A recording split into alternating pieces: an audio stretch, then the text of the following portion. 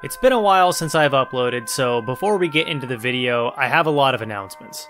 First of all, I'm sure you're already aware that my Patreon is now open. In addition to the Patreon being open, I've recently started making Patreon exclusive content in the form of my brand new podcast, Inherently Optimistic. Half of the podcast episodes will be available for free, and half of them will be Patreon exclusives. One of the places you can find the free episodes is over on the second YouTube channel that I just launched, very creatively titled ProbablyJacob 2. Make sure you subscribe over there for more second channel style content in the future, and by the time this video goes up, you should be able to find the free episodes of the podcast in most places that you can find podcasts. Here is some of the great content you're missing by not listening.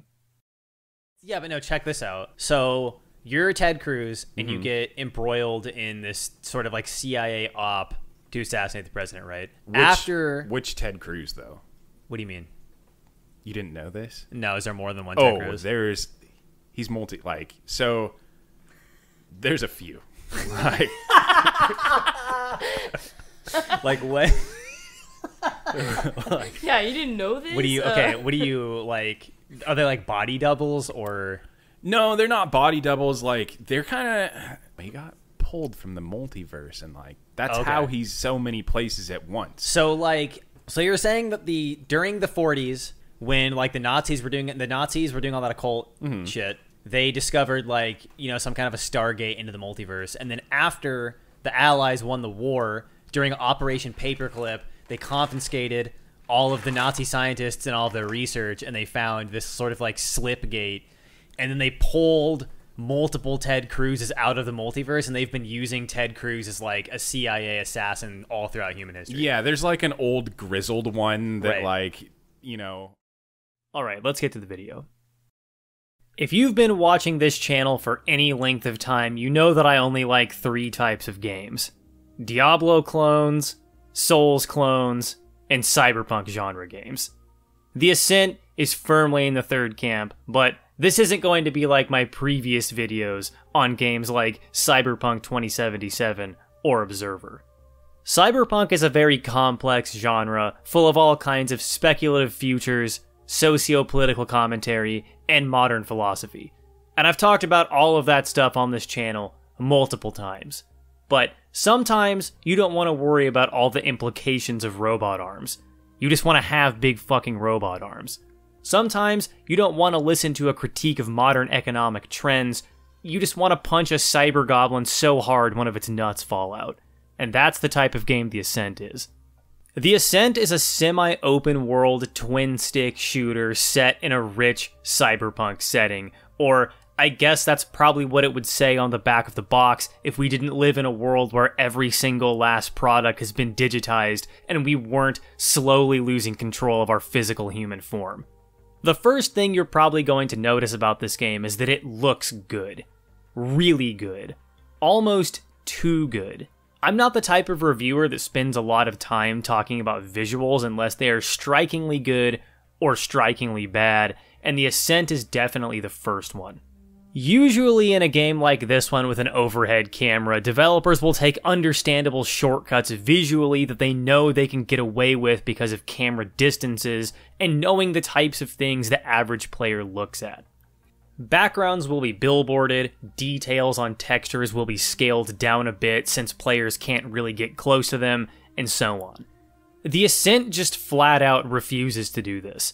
The entire game is rendered in such high quality that some people have speculated that it might have originally been designed to be a first-person shooter or a third-person shooter before being switched to twin-stick last minute to differentiate itself on the market. And if that was the case, I wouldn't be surprised. This guy on YouTube used a mod to unlock the camera to simulate what it would have looked like in first person, and it's pretty fucking bonkers. Of course, the trade-off to this is that the game does require beefier specs than you would expect from a relatively small game. But if you are one of those humanoid mutants that think good visuals make a game good, then you should be satisfied here. Of course, us actual Homo sapiens that live above ground and not in complex cave systems under the state of Kentucky understand that gameplay is what really matters. and the Ascent has us covered there as well. The Ascent is a twin-stick shooter. What does that mean? Well, it means that we get this overhead view, and if you're using a controller, one stick rotates the little guy, and the other stick makes the little guy go. Or, if you're playing it on a PC, it translates over to mouse and keyboard. You get it, whatever. The point is, this control scheme makes for an extremely intuitive and fluid combat system that almost always feels great to play, which is why it's been around for so long. Honestly, I had totally forgotten how much I love twin-stick shooters until I played this. Speaking of which, do you guys remember Dead Nation? I think this game is a PlayStation exclusive, and I think you can only get it digitally or something, but if you can find this and play it with a friend, it's impossible to not have fun. This is your mini review inside the review. You get a second review for free. One thing that the Ascent does that I haven't seen a game with this control scheme do before, but I'm sure can't be a unique idea, is the use of two different lines of fire. You have to hip fire in order to hit shorter enemies like the sewer gremlins or the shorter NPCs, but you can also hold a button to bring the line of fire up to shoulder height to shoot over cover or focus on larger enemies to stagger them. This is a really simple concept, but it kind of creates a little more strategy, realism, and interactivity that goes a long way to making the game feel a little bit more engaging than just mindlessly spinning in circles and shooting at the bad men. You also have access to certain augmentations like the Mega Man Beam and the Dr. Octopus Tentacle Pack, as well as a tactical slot for grenades or whatever, but talking about those before talking about the game's RPG elements wouldn't really make any sense, so get your spreadsheets out because we're going to be looking at this character screen and talking about numbers for a minute. On the left side of this character screen, you'll notice that you have 8 skills divided into 4 groups of 2, and then on the right side you will see that the 8 skills correspond to your 4 attributes: cybernetics, motorics, biometrics, and frame. Scrolling over the 8 skills, it's really easy to read what they all do, but the 4 attributes are a little less clear. Luckily, there's an option to press a button for more information down here in a corner, and pressing that changes the fucking names of all 4 attributes to totally different names, making this extremely confusing. Fortunately for us, the developers of this game were smart enough to know that gamers are too dumb for this shit, and you will quickly notice that the skills, attributes, and whatever they affect is color-coded for maximum idiot-proofing. Green skills increase the green stat, and that makes the green augmentation stronger. Easy. However, don't expect to go into this game and be able to make interesting or diverse character builds, because the actual stat balance and system isn't very conducive to this at all. You're probably going to want to come close to maxing out both of your biometric stats, since having more health in a game is almost always good, and having more energy means you can shoot more Mega Man lasers, or summon more spider hordes, or whichever augment you choose, which are pretty important to surviving and clearing out the game's enemy hordes. Similarly, the cybernetic skills, critical hit rate, and tactical sense feel pretty damn important.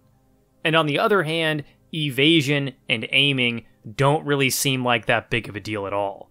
You could definitely experiment a little bit with this and potentially make a more mobile playstyle with evasion, but I had 0 evasion in my playthrough, and I felt more than mobile enough. It really seems like the Ascent is just sort of dipping its toes into the RPG elements rather than really leaning into them, which is a shame because when you start to look at the game's augments and loadout, you can start to see how a more complex RPG system could have really kicked this game into a completely different gear. You can have up to 2 augmentations equipped in your inventory. All augmentations, like, for example, the hydraulic slam that punches your enemies into a different multiverse, will scale off of your skills depending on their color. This one, for example, scales off of motorics, which means that weapon handling and aiming will increase its damage. You will notice, though, that my character has almost no points in either of those, and this is still one of my strongest attacks in terms of pure damage.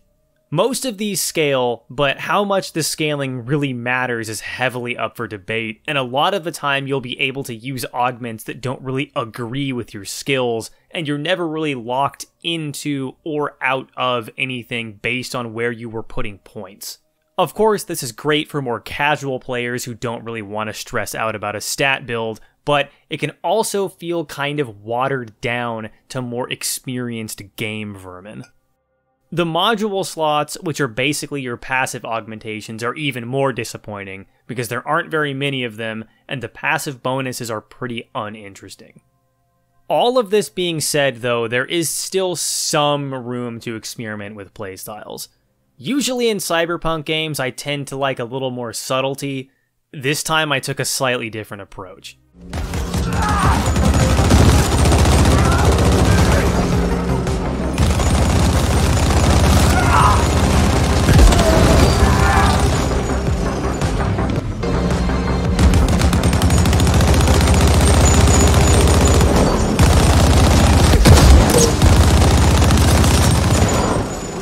There was also a period of time where I was kind of doing a hunter archetype with a rifle and a pack of spider bots that was kind of fun, but in the end, the old Hydra of dominant strategy is likely going to rear one or more of its heads and kind of prod you into certain obvious directions.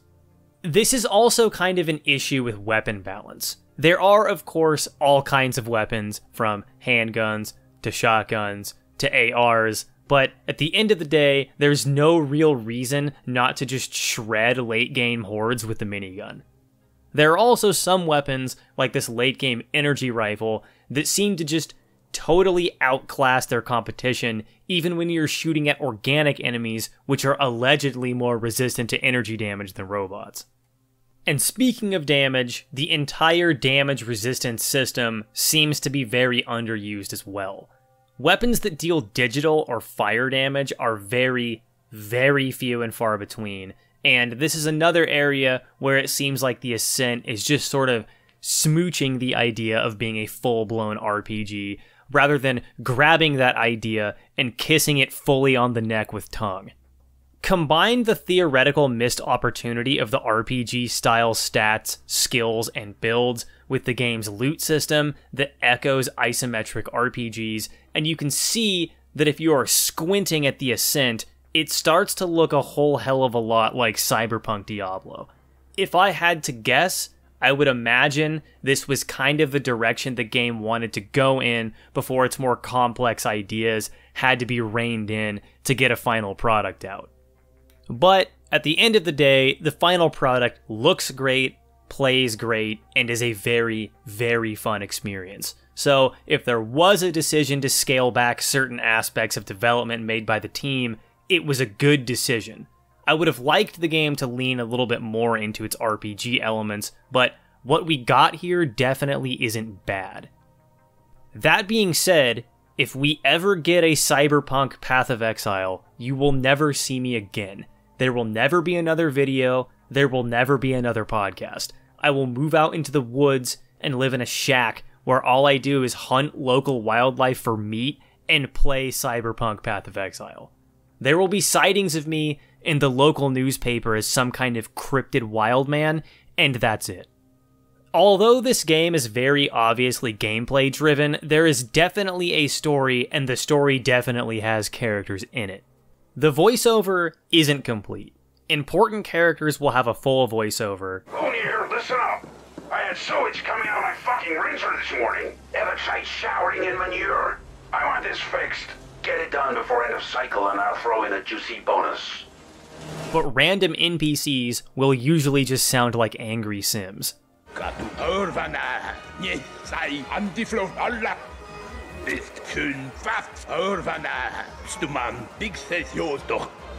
Voice acting is kind of hit or miss. No one really blew me away, but it was fine. I can't figure out who voices Noghead though, and it literally isn't listed anywhere online. He kind of sounds like J.G. Quintel. And how did you find us? This is supposed to be a secret hideout! But I don't know, man. I could probably watch the game's credits and figure it out, but if I do that kind of research, I'll start to lose my relatable everyman style of review. Doing research is too elitist for my audience. Also, I can't figure out how this guy is speaking English without lips. Individual characters and story beats are similarly just sort of there. Your character starts off as an indentured worker in the arcology they live in, then the corporation running the arcology goes dark, so you just kind of work for your middle manager for a while before some other corporation shows up and is like, hey, you work for us now, and the main character is like, oh, okay, and you just never see your old boss again. There are a few twists like this, and the player is very, very much just sort of along for the ride, which I guess makes sense considering they are a cyberpunk protagonist who is at the end of the day completely under the thumb of the, in this case, interstellar megacorporations. As far as individual characters go, most of them are pretty forgettable. Stack Boss Poon, the middle manager you work for at the start of the game, is probably my favorite. He's a total asshole the entire time, but he grows on you somehow. You can tell that he's trying to do good, even though he refuses to fucking admit it. He also admits that the entire management class is made up of con men and frauds, and I like that in a man. There are countless narcissistic bullshitters like me, and even more brawny, quiet types like you around. We're expendable. But the alphas and betas are the hydroponic overseers, the medicals, the code jockeys, the reactor bosses and the like. The story jumps around a bit, and it's clear that some characters, like this mech lady, were supposed to have bigger roles, but it serves the purpose it needs to keep the game moving in a direction. There is a post-credit scene that implies a sequel, and with how much praise this game is getting, I would not be surprised to actually see the sequel, so maybe we can see the game's setting and storyline fleshed out a little more later. The entire game takes place in almost sort of a cyberpunk Star Wars style setting, and I think that deserves a little more exploration. This bar is literally playing the Cantina music.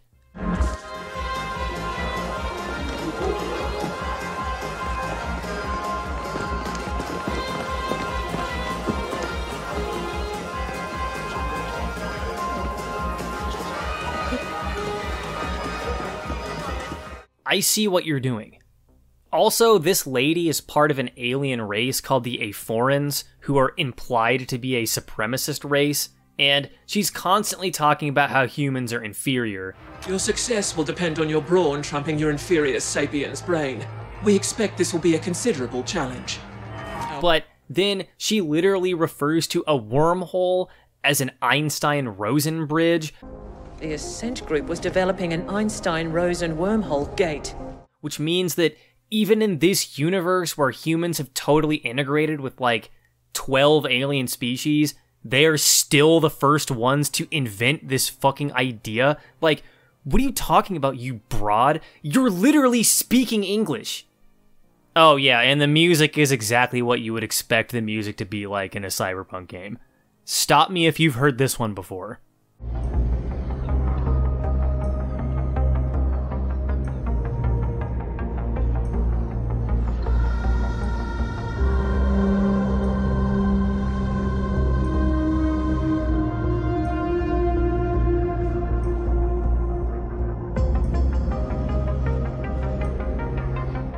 So, those are most of my thoughts on the Ascent. It's a very beautiful twin-stick shooter in a far future cyberpunk setting. You can have big robot arms, big robot lasers, and every single one of the guns goes burr. I would have liked it if the devs were able to lean into their RPG idea a little more, and the storyline is just kind of okay. And I didn't mention any of the side quests, which should probably clue you in on how mind-blowing they are, but despite my criticisms, this is definitely a game worth playing, and it's also playable in full in co-op, so if you're looking for a game to play with a friend, this would be an excellent pick.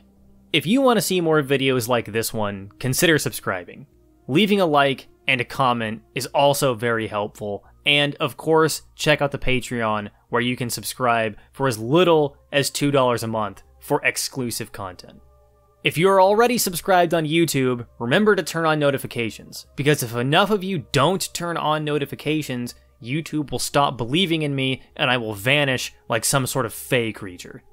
And finally, down in the description, you can find links to both my Discord community and my Twitch channel where I stream every Thursday, and of course, subscribe to my second channel for more garbage.